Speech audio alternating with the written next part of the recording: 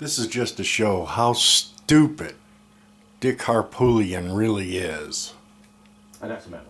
Now to the top story tonight. It is Martin Luther King's birthday, a federal holiday. But like everything else, it has become political. And you hear Mitt Romney, all these folks very subtly infusing race. And by the way, the Republicans have scheduled their big debate for Monday, Martin Luther King Day, without any regard whatsoever to the civil rights issues that this state has faced. Now that soundbite confused me, so joining us now from Columbia, South Carolina is Dick Harpootlian, the chairman of that state's Democratic Party. Are you offended, Mr. Harpootlian, by the Republican debate tonight because it's MLK Day? No, I'm not offended by it. And Bill, what I was trying to say was that in a state where 1 out of 3 voters are African Americans, there has not been one single, other than Newt Gingrich going to a church, one single ad on African American radio, no mailings to African Americans, no outreach to African Americans. In a state where we have a African American Republican congressman, no effort made whatsoever to reach out to the African American community and attempt to convince them their policies and their positions are better. And adding insult to injury, of course, is the debate on Martin Luther King and sort of ignoring of Martin Luther King's birthday. And let me point this out. Who's ignoring Martin Luther King's birthday? Who's doing that? Mitt Romney, Newt Gingrich, Why would they be ignoring? Why would they be ignoring his birthday? Why would they be? How do you know they're ignoring it? Well, they've made no statement about it. They've made. There was a march here in Columbia where many people gathered and to commemorate his birthday. Do you think it's really fair to say they're ignoring? You don't know if they're ignoring it. I mean, it sounds to me like they're offended that they're having the dog and pony show, which these debates are, inevitably, on Martin Luther King Day. Are you offended that they chose that day?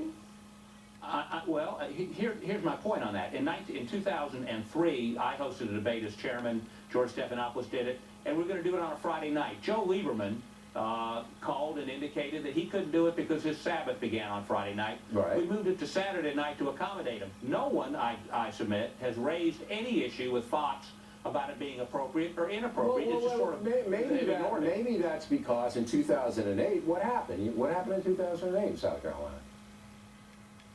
Mr. Harpootlian, what happened? We had what happened? Democratic primary. Yeah, you had a Democratic debate in 2008 on MLK Day. Did you know that? But did you know that? No, I knew that. I knew that. And who sponsored that debate?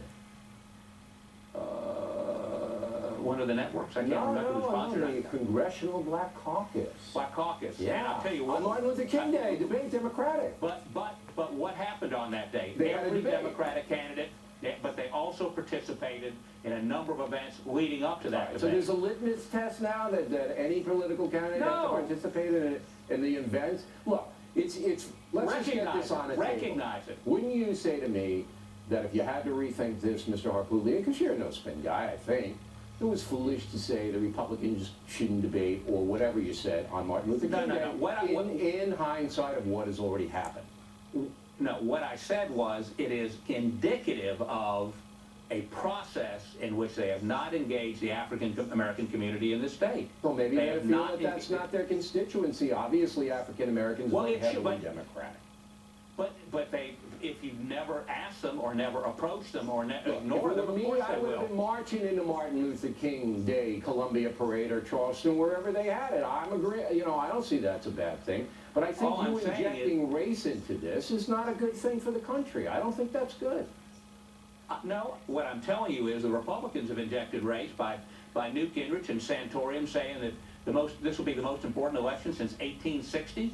Now, what happened in 1860? We elected Abraham Lincoln. Election, but that's their opinion that the country is at a crossroads, whether we go into the social justice Western European model or we go back to the traditional capitalistic model. You can make a case. No, 1860, we elected a president who and they said this is the most important election since 1860.